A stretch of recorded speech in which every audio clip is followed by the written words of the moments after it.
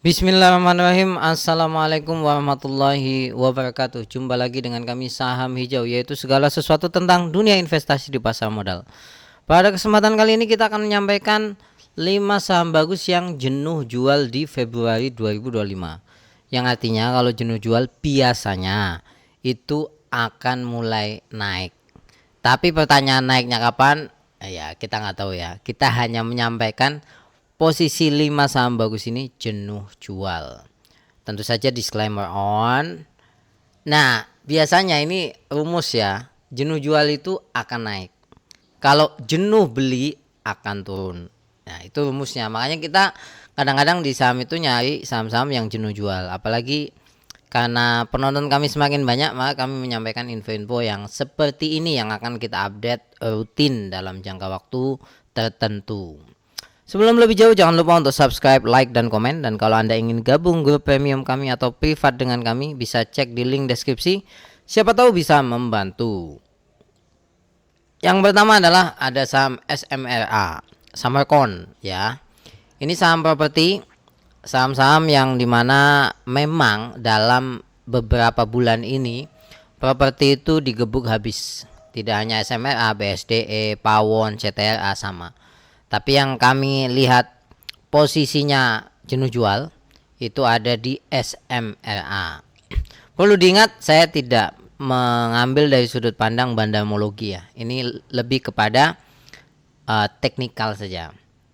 Nah, Anda bisa lihat posisinya sudah mengalami akumulasi yang lumayan dan posisinya jenuh jual, bisa kelihatan di bawah RSI-nya 30, di bawah 30. Nah, ini potensinya akan naik. Naiknya sampai berapa kita nggak tahu ya. Apalagi kalau laporan keuangannya bagus, mungkin SMRA akan naik cukup lumayan. Yang nomor 2, MNCN. Jadi ini saham yang bergerak di media.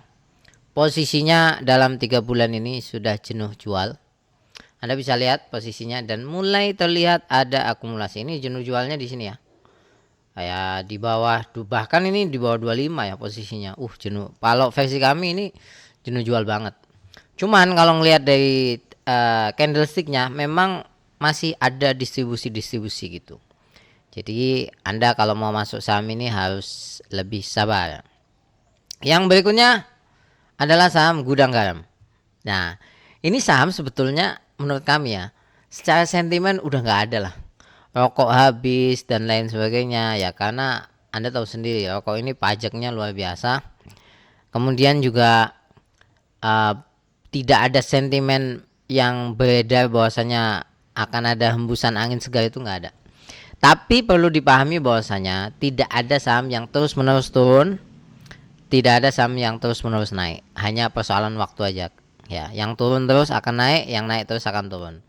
Nah, sekarang kalau kita lihat Gudang Garam, ini posisinya unik ya. Mulai banyak yang akumulasi. Ya, jadi jenuh jualnya di sini. Ya, di bawah RSI 30. Dan kalau lihat candlesticknya, itu tekanan belinya sudah lumayan. Ingat, tekanan belinya sudah lumayan. Cuman kelemahan saham ini adalah, ini saham dengan harga yang cukup premium ya, 11 ribuan. Jadi kalau Anda masuk saham ini, satu lotnya itu 1,1 juta. Ya, jadi ya mungkin ini kelemahannya ya. Karena itu saham Gudang Garam itu kalau Anda lihat bid overnya itu tipis-tipis lotnya, tidak banyak dan tidak banyak yang ikut serta di saham ini.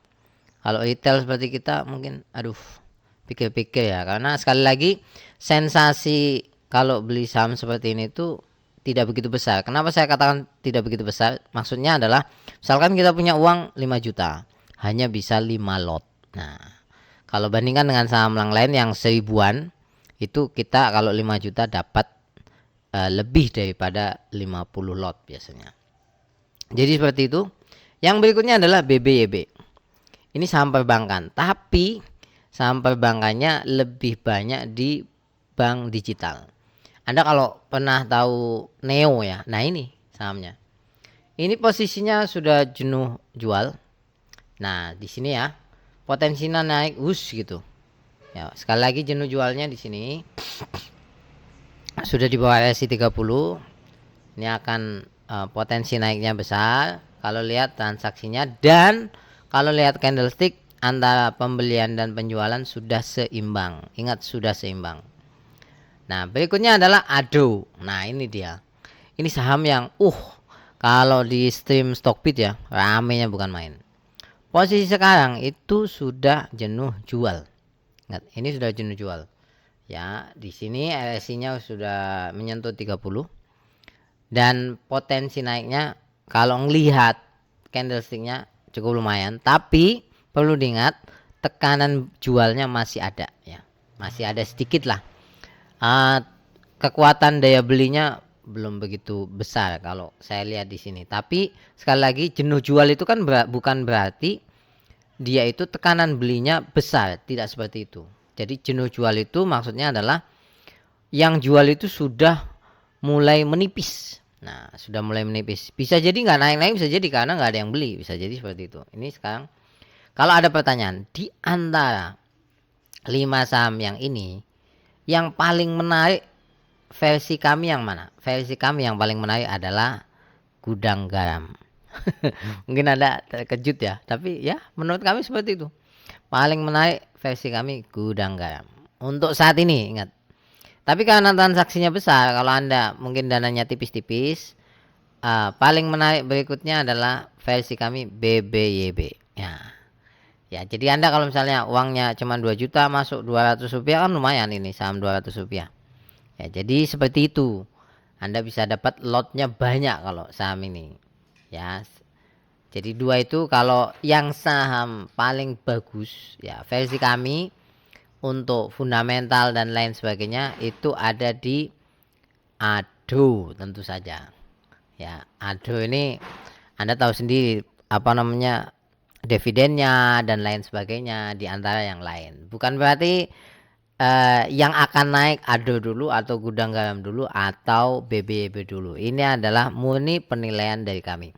Silakan Anda tentukan sendiri mau beli atau cuman mau komentar atau cuman mau hold karena Anda sudah beli atau Anda mengabaikan, ya nggak masalah. Yang penting ini informasi semoga bisa bermanfaat.